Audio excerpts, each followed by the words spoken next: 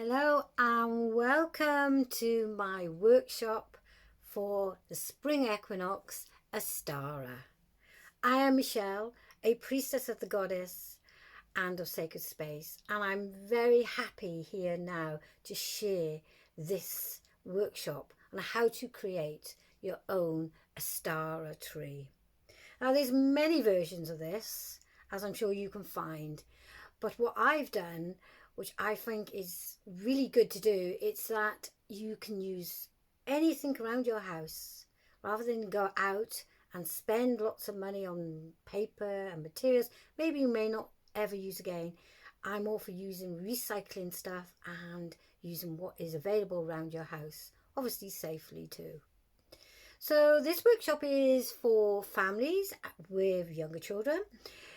That doesn't mean you can't do it yourselves, adults. By all means, you can be as creative like your younger child, or you can just let them go with that flow and copy them.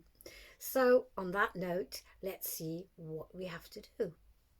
So for me, I have used whatever there has been available, and I've used a jam jar. A jar which I'm sure most of us will have around the house at some time. Wash it out, clean it, dry it, and it's perfectly fine to use.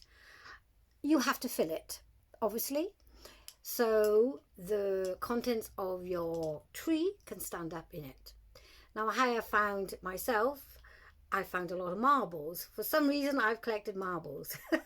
I just love glitzy, glassy things. So I have, as you can see, packed it out with some marbles. And what I've done is I've had some spare tissue paper and I've rolled it up into little balls, and I've just covered the marbles. It's about half full with some paper, tissue paper, which I've just rolled up, as you can see. Just popped it in. There we go. On my walks, I have collected some branches which have been on the floor. If you don't go walking and you have a garden or a park even, you might be able to find them there, and I'm pretty sure somewhere along your path you'll find some little bits of twigs and woods.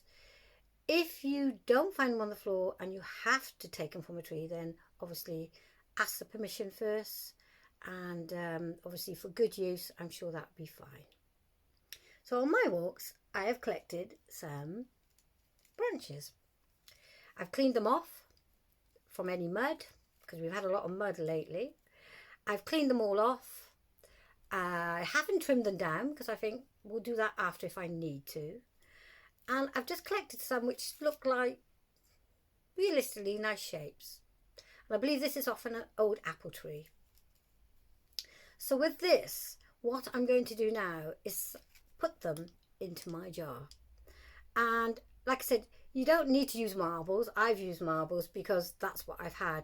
You could have ribbons, you could have wool, you could have string, you could have sand, whatever you have available, which will make your jar look pretty, and it's for holding up your branches. So on that note, we'll start to prepare. So as we prepare, we're going to think about why we're making this Ostara tree. And I'm just going to push that right down. A little bit of, that's it. Why are we building? Why are we making this Ostara tree? What purpose is it for? Well, one, it does look pretty, yes. And two, what the purpose is for is to celebrate the turning of the wheel, where Goddess now is in her springtime aspect. She's showing us this renewal of life, renewal and new birth. As you probably can see on the trees, there's new buds starting. And seeing animals, little sheep, lamb growing, birds twittering. And not only that, it's the zest of what we see around us, the fresh air. Because we know spring now is not far away. It's literally on our doorstep. So as I'm just talking about there, I'm just pushing that down just to keep it in some shape. You can arrange it after.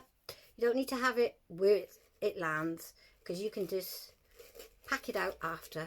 If you think it needs to be, a branch needs to go over that way, well then we can move it. It's not a problem. So I'm just going to fill that in like so. I just need to turn that one round, I think, which would look more appropriate. There we go. There we are. And sometimes just letting them fall, as you would see in nature, the trees, as they bend, sometimes that can just be just right. So go with that thought. So, as I said, Ostara, it is the beginning of spring. It's the renewal. It's the birth of new life where our Mother Earth is awakened. And she too awakens us. So hence why we are now creating this beautiful Ostara tree. So I'm going to leave it with that flow. And with some more of these white tissue paper, I'm just going to put a few more just to keep it a little bit firmer in place. I've just scrumpled up some white paper, as you can see. It doesn't need to be white, it could be whatever you've got. And I'm just going to pop that in like so, just to keep it in place. When that's done, just to neaten it off, I'm just going to maybe just position that again just a little bit, which really does make it look nice. I've got some ribbon, some green bits of old ribbon I've been using for something else, and they're just the little ends of it. So I'm just going to pop them on top as well. It'll probably make me feel as if it's like, when I put this on, it's like grass or turf or even moss, because there's some beautiful shades of moss now. Beautiful. As I said, Mother Earth is starting to waken up. And the best thing I like about spring is that we have the lighter evenings, the warmer days coming, and you know what that means. It means we can all get out and sit about, and with the lift of all this pandemic, there is positivity now coming, much more lighter. So you can see the starting of our Ostara tree. I'm just going to pop a little bit more ribbons around there, which again, these are just odds I've had about, just to give it a little bit more of a fill up there, and it gives it some colours. Again, the colours of Ostara are usually pastel shades. They can be pinks, pastel greens, yellows. It's all that beautiful pastelly colours which start to make you feel, like I said, everything is alive. So just pressing that down a little bit firmer, not to rearrange the branches, because I think the branches are pretty okay like they are. There you go. So now we can start to decorate our tree. Now again, I have used recycled whatever I have, as in card, some coloured paper, whatever you can find, and you can cut them freehand in any shapes, sizes. You can even use an egg cup if you really want to go the circular motion there. Personally, I do it freehand because I think it's so much your intent going into it. So I have collected some old wrapping paper, which, as you can see, I've just cut into like egg shapes. And how are we going to fix them to the tree? Again, I've seen so many methods. You can actually make a hole and put ribbons on and tie them on, but that to me is a little bit fiddly, mostly if you've got young children. You don't want them to be piercing their fingers with needles. So I've gone for the easy solution, which I have available, and I'm sure most people have. It's a little bit of blue tack. I've stuck a little bit of blue tack on there, but before I actually write it, before I actually rightly put this on the tree, I'm going to write my intention, my blessing on the back. Now that is for you and only you to put. So I'm going to just get my pen, and I'm going to put, and I'm going to say it aloud, I'm going to put light. And that is for me light, because light is coming back. And I'm going to stick that on my branch like so. And with the family and younger members, you can actually get them now to cut out, or you can cut them out for them. And you can actually say, what would you like on the back? And they can put their intentions, their blessings on. So there's another one, it's silver. And just to show you again, I'm going to put on this one, hope. I'm really feeling that intention as you're putting it in. And I'm just going to stick that on the tree here. A little bit of blue tack, as you can see. And you go on and on. I'm just going to assemble these now, and with your intentions on your tree. I'm just going to place these now here. I've got a nice red one, as you can see. I've got some starry ones as well, which I'm going to place here. And again, with your intentions on the back, with your blessings. I've cut out some little hearts. You don't need to do them circular. You can do them any shape you wish, whatever calls to you. It's your tree, it's your creation, it's your renewal of what you think is now going to be your hopes, hopefully, for spring. So just stick in the little heart there.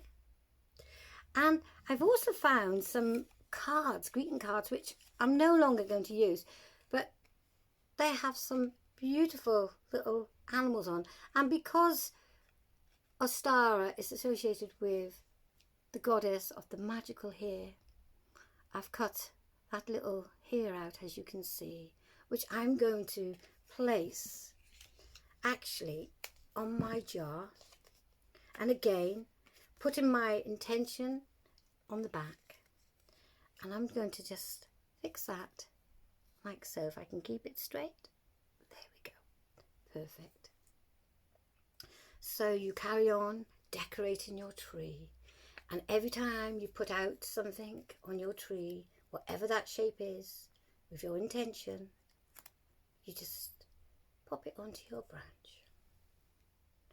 And I'm just going to just generally fill up a few more so you get the idea of how to do. And maybe just one more. You can keep going and going here, and it's so much creativity and fun. It's just so beautiful to do. And like I said, it's using all recycling, all stuff you don't need, which we usually put to the back of our cupboard. And now you can't see me, so there we are. That's my tree in the way, but that's beautiful. So this is the Ostara tree. Now you can decorate your jar. You don't need to use a jar, like I said. You could use anything you've got, but I've got jam jars. So you can decorate your jar with, if you want to, with ribbons, wool, or just leave it as it is. It's perfectly fine, whatever calls to you.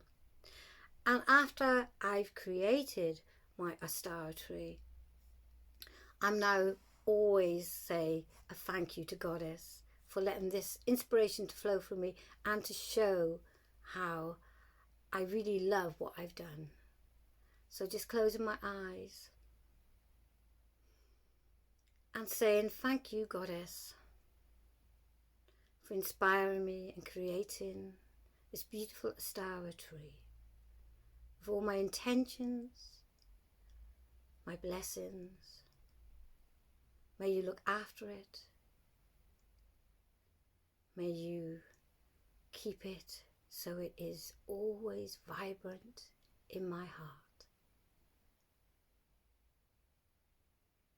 And as I send out those intentions, keeping them safe as well in my heart. Blessed be.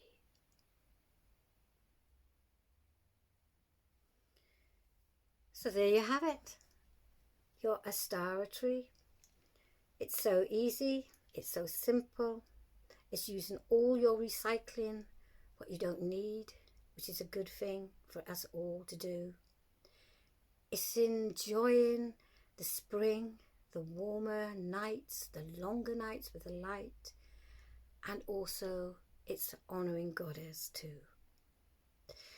May you always have, wherever you are, whatever you're doing, whoever you are, have a beautiful, beautiful spring equinox, Ostara, and happy creating as you create your own Ostara tree. Blessed be.